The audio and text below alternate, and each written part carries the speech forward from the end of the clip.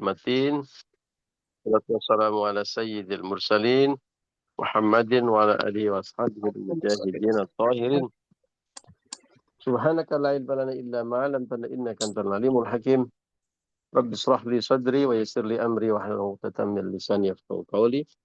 Rabbi zidni ilma warzuqni fahma bi rahmatika ya arhamar rahimin. Liridhaillah wa li syafa'ati Rasulillah wa li kulli niyatina shalihah. Al-Fatihah. A'udzu billahi minasyaitonir rajim. Bismillahirrahmanirrahim. Alhamdulillahi rabbil alamin arrahmanir rahim maliki yaumiddin. Iyyaka na'budu wa iyyaka nasta'in ihdinas siratal mustaqim. Siratal ladzina an'amta 'alaihim ghairil maghdubi 'alaihim waladdallin. Rabbi firli wa liwalidayya wa li jamil mu'minina amin.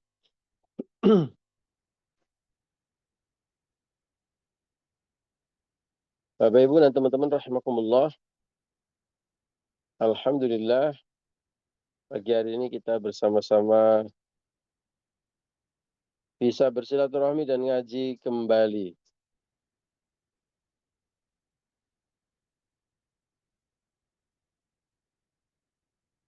Bersama-sama ngaji dan silaturahmi.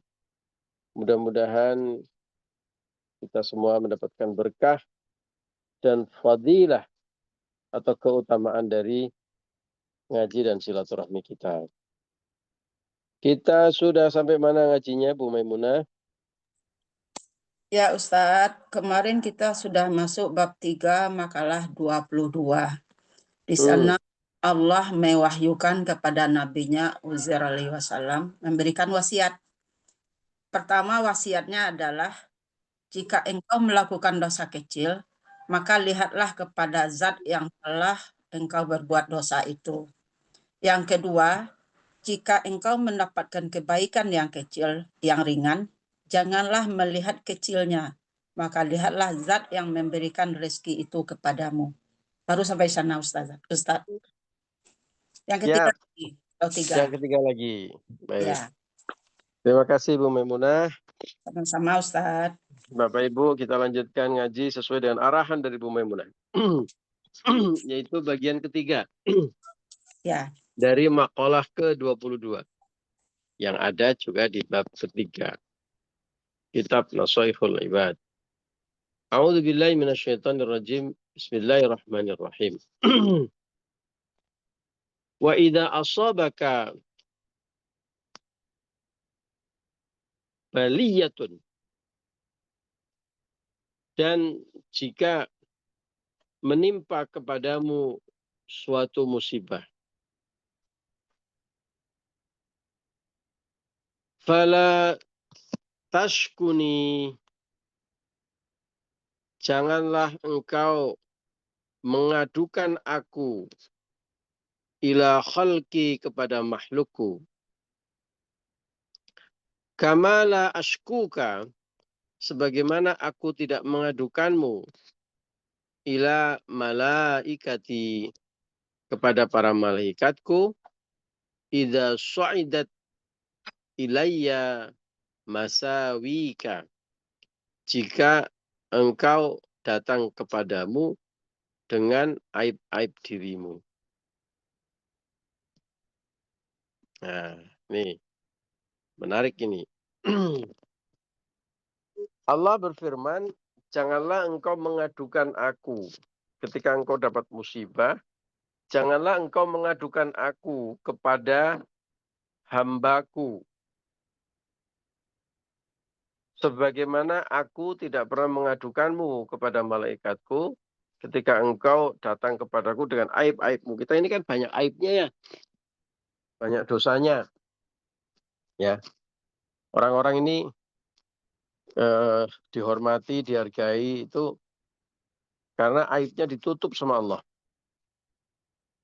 Coba itu orang-orang yang tadinya terhormat, ya, tiba-tiba hilang kehormatannya hanya karena sedikit saja aibnya dibuka oleh Allah.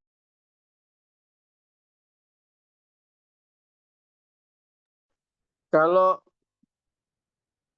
ada sedikit saja aib kita dibuka, ya Allah, ya, geger itu dunia persilatan. Ya, semua orang itu punya aib. Ya, makanya kita berdoakan kepada Allah, la tada' lana min majlisina hadza dzamban illa ghafartah wa la aiban illa syakartah. Ya Allah, jangan engkau buka aib kami ya Allah. Kau tutup aib kami ya Allah. Dan Allah itu tutup aib kita. Ya, karena itulah ya kita masih jadi orang terhormat tuh di lingkungan kita. Karena semua orang pasti punya aib. Nah,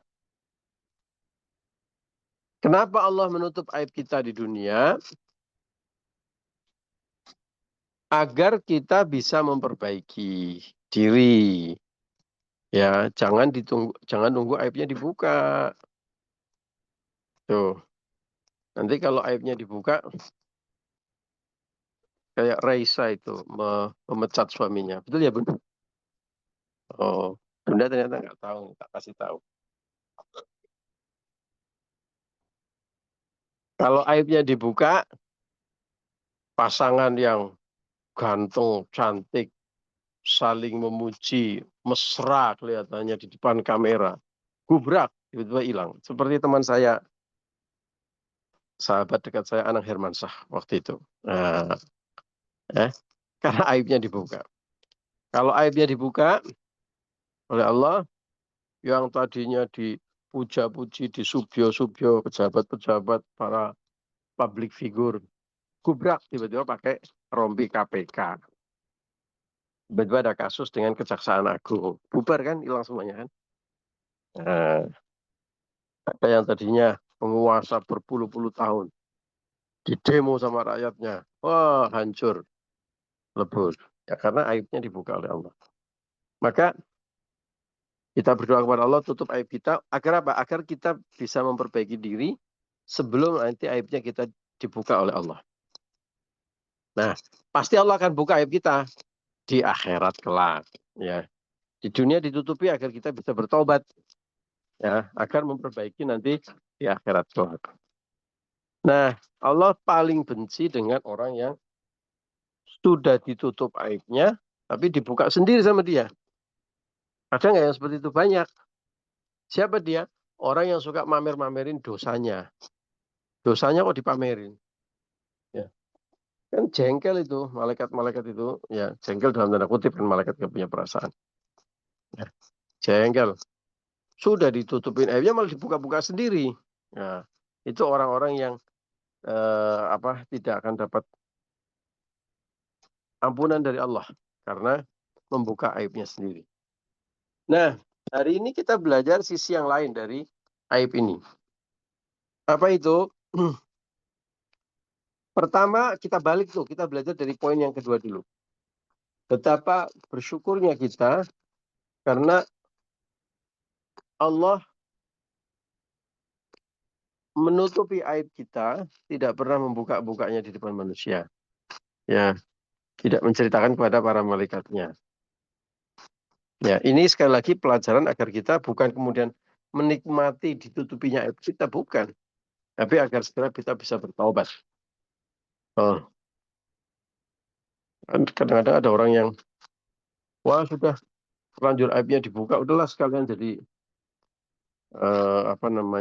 melakukan kejahatannya itu. Gitu. Ya, harusnya mumpung masih ditutup aibnya segera bertobat. Poin kedua yang paling penting, bagian pertama ini yang kita pelajari hari ini adalah bahwa Allah melarang kita untuk membuka aib Allah kepada makhluk yang lain. Maksudnya apa? Aib Allah itu maksudnya apa? Nah, itu dijelaskan di bagian penjelasannya dalam bagian bawah dari kitab ini. Penjelasannya begini. Qala al-Imam Ibnu Uyainah. Berkata Imam Uyainah.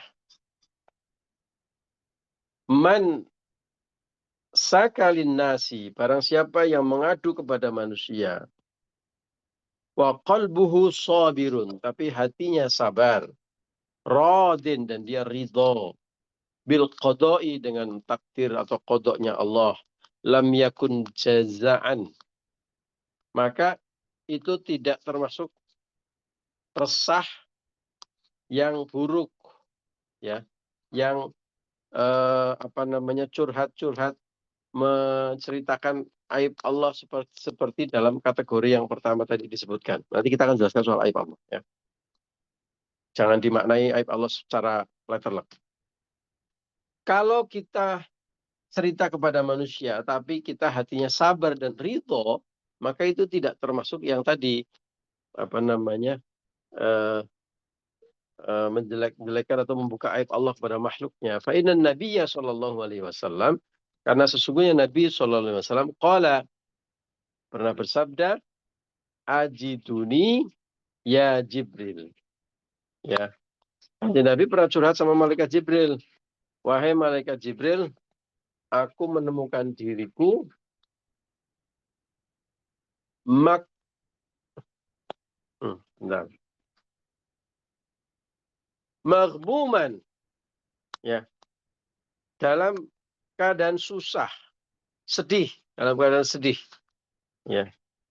Wa ajiduni makruban, dan aku dalam keadaan susah. Ya. Jawaban li su'ali Jibril anhu fi maradin mautihi. Kaifa tajiduka? Itu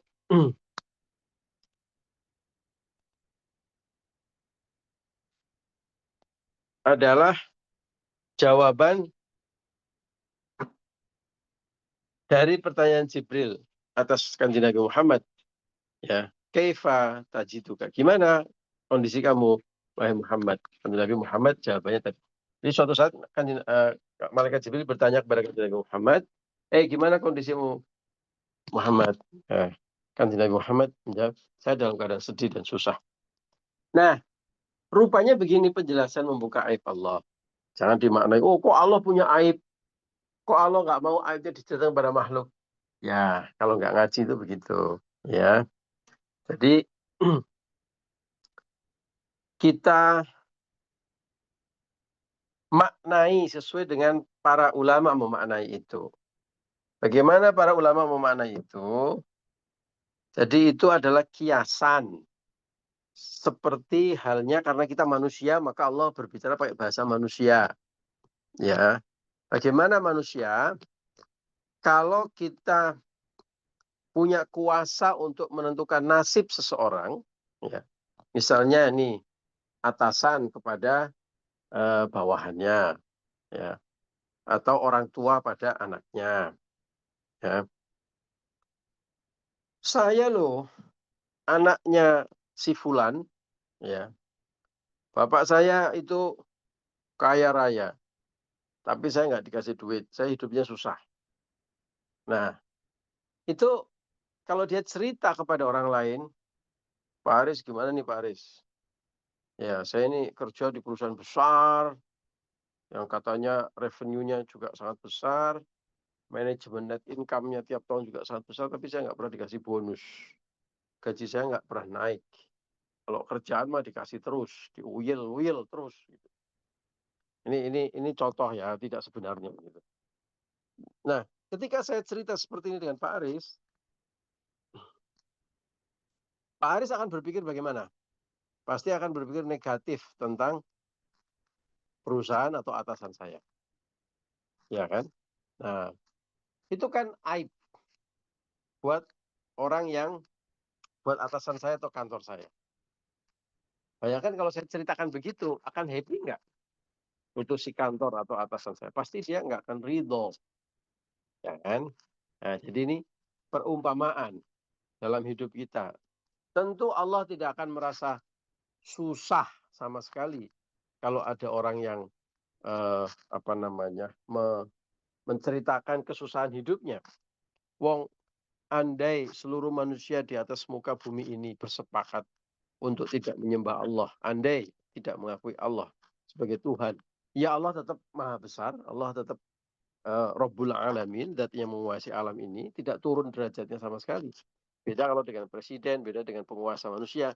Kalau rakyatnya sudah tidak memberikan mandat, ya hilang kuasaannya. Kalau Allah kan tidak. Ya. Seluruh manusia bersepakat. Kita nggak mau deh ngakuin Allah lagi sebagai Tuhan. Nggak apa-apa, tidak mengurangi kebesaran dan ketinggian zat Allah. Allah tetap menjadi Allah saja. Gitu. Nah, bedanya dengan manusia itu. Maka sebenarnya secara maknawi, ya ini, kalau secara bahasa tadi seolah-olah Allah nggak mau diceritakan aib itu enggak. Itu lagi menceritakan dengan bahasa manusia. Hai manusia, kamu kira-kira kalau kamu punya kuasa kepada seseorang, lalu orang itu seperti atasan kepada bawahan, orang tua kepada anaknya, suami kepada istrinya. Kok istri cerita-cerita, aku kalau sama suamiku itu begini, begini, begini.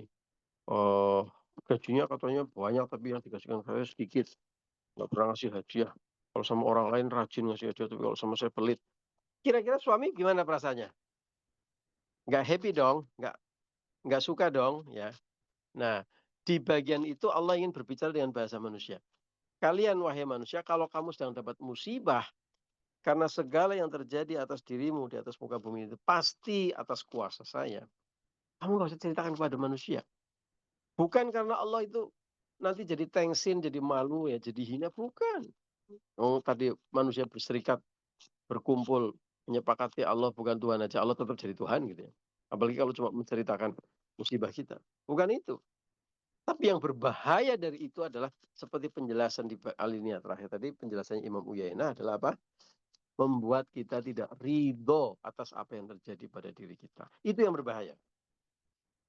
Ya, jadi ini ngajinya harus tuntas ini. Ya. Yang berbahaya adalah kalau kita tidak ridho, kalau kita tidak menerima, kalau kita tidak sabar atas musibah, cobaan yang terjadi pada diri kita. Karena pada dasarnya kan semua yang terjadi pada diri kita itu kan memang untuk menguji dan menentukan kualitas keimanan dan ketakwaan kita.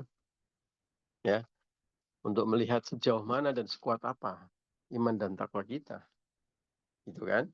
Nah, sekarang kalau ada cobaan, sabar nggak? Ridho nggak kita? Kalau nyinyir cerita kepada orang lain, tidak akan mengurangi zat dan keluhuran dan ketinggian zat Allah, tidak. Tapi itu bisa menjadi indikator orang itu tidak ikhlas dan tidak sabar menerima apa yang terjadi pada hidupnya.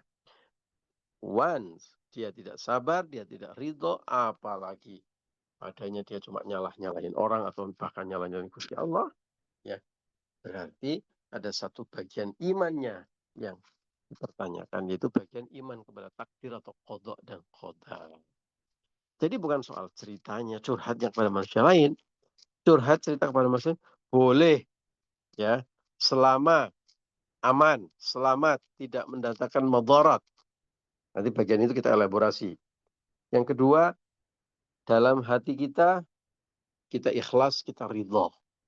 Ya, poin yang pertama, agar selamat tidak mendatangkan madarat, cerita kita hanya kepada orang-orang yang kompeten. Tidak ember kepada siapa-siapa. Orang lewat bakul sayur dicurhatin urusan rumah tangga. Gubrak. Bakul sayur, tukang pijet itu kan orang yang tiap hari ketemu dengan banyak orang. Nah, orang itu kebiasaannya kalau diceritain ember, ya, airnya disiramin terus cerita tiap pagi sambil belanja, sambil cerita masalah rumah tangganya. Si tukang sayur ini kan lama-lama embernya juga penuh. Sehingga apa? Karena penuh, maka airnya pasti dikocorin lagi orang lain tuh. Ya, pasti diceritakan lagi ke orang. Satu RT tahu semua urusan rumah tangganya. Gubrak nggak? Ya, makanya hanya cerita kepada orang yang kira-kira aman, tidak mendatangkan madarat. Siapa dia? Misalnya orang yang bisa membantu menyelesaikan masalah kita, orang yang bisa memberikan nasihat, orang yang bisa menyimpan rahasia, ya, para kiai, ustadz, nyai, psikolog, orang tua, suami misalnya, ya, yang kira-kira aman, tidak mendatangkan madarat, bahkan bisa mendatangkan manfaat karena bisa ngedem-ngedemi, bisa ngasih motivasi, bahkan mungkin bisa ngasih solusi. Ya. Cerita kepada orang yang nggak jelas, ya itu nanti kemana-mana. Jadi nggak jelas, jadi berbahaya.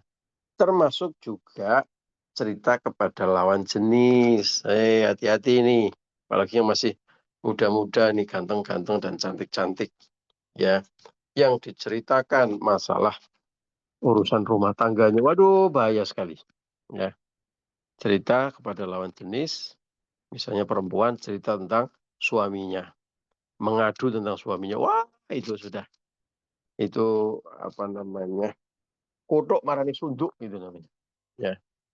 Demikian juga misalnya suami cerita aibnya istri, masalahnya dengan istri kepada perempuan lain. Waduh, kubrak itu. Nah, itu pasti akan mendatangkan madarat, pasti itu. Ya, pasti. Termasuk cerita kalau sama kiai. Boleh nggak sama ustadz? Boleh nggak? Kalau lawan jenis sebaiknya didampingi. Ya, didampingi pendamping panjenengan. Ya, kalau mau cerita kepada kiai, ya panjenengan ngajak suami panjenengan. Ya. Atau Pak Kiai bersama dengan bunyainya. Ustadz ya sama istrinya misalnya.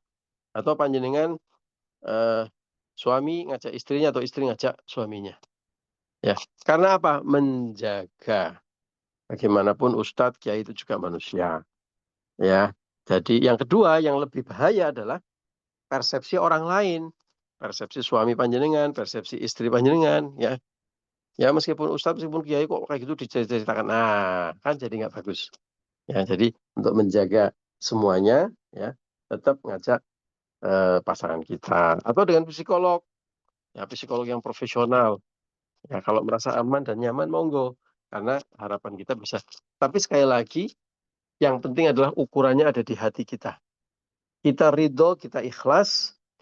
Kenapa kita cerita kepada psikolog? Kenapa kita cerita kepada suami? Kenapa kita cerita kepada kiai, ustadz misalnya? Itu dalam rangka untuk mencari solusi, mengatasi atau keluar dari musibah itu. Ikhtiar itu boleh, ya selama hati kita ikhlas dan ridho.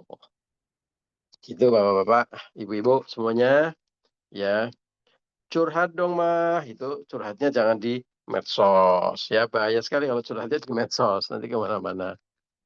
Curhatnya harus terukur, hati ridho dan ikhlas, dan dalam rangka mencari solusi. Curhat yang paling keren, yang paling pasti curhatnya sama Allah. Karena sudah pasti Allah zat maha pemberi solusi. Dan Allah nggak akan ember, ya, nggak akan pasang status. Wah, ada itu orang cerita malah dipasangin status, gubrak deh. Ya hancur semuanya. Demikian Bapak Ibu, mudah-mudahan kita termasuk orang-orang yang sabar dan ridho atas semua yang terjadi pada diri kita. Setiap dapat musibah kita bisa come back stronger. Bisa kembali lagi lebih kuat, ya, bangkit lebih hebat, melenting lebih tinggi, ya, bukan malah hancur terkapar di dunia, apalagi di akhirat karena dikasih musibah, dikasih cobaan sedikit, kelepak-kelepak sudah nggak tahan, wah ember kemana-mana, jadinya lebih rusuh masalah.